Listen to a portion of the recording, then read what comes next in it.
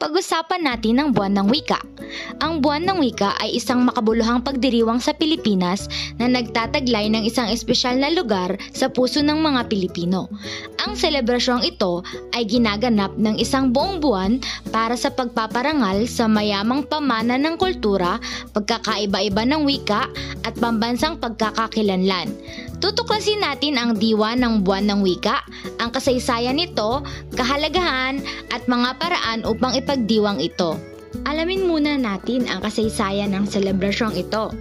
Noong 1935, nagkaroon ng pagnanais ang Pangulong Manuel L. Quezon na magkaroon ng wikang pambansa na magbubuklod sa ating mga Pilipino batay sa isa sa mga umiiral na katutubong wika sa Pilipinas.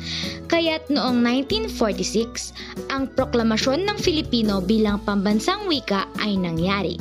Dahil dito, mas nahikayat ang mga tao sa paggamit ng Filipino sa edukasyon, komunikasyong masa at opisyal na komunikasyon. Sa pamumuno naman ni Pangulong Ramon Magsaysay, unang hinikayat ang paggamit ng salitang Pilipino na may letrang P bilang pambansang wika na siyang sinakatuparan ni Secretary Romero noong 1959.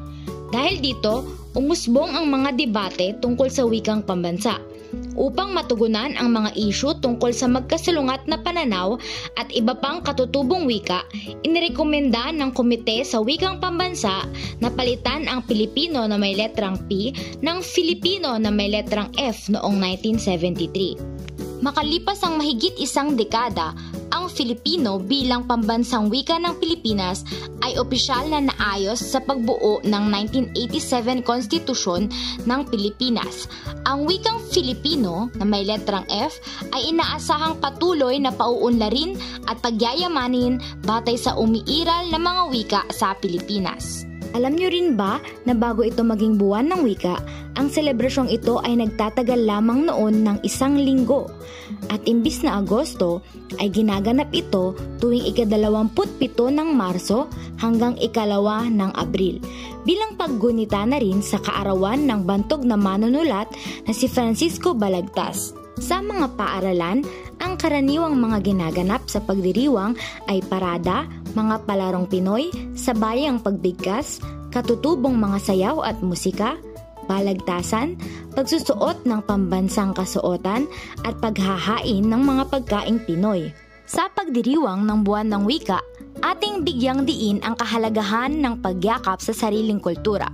Hikayatin ang mga batang ipagmalaki ang kanilang wika, kaugalian, at tradisyon na kanilang pagkakakilanlan. Ang Buwan ng Wika ay hindi lamang isang pagdiriwang ng wika, kundi isang pagpupugay din sa mayamang kasaysayan at kultura ng isang bansa.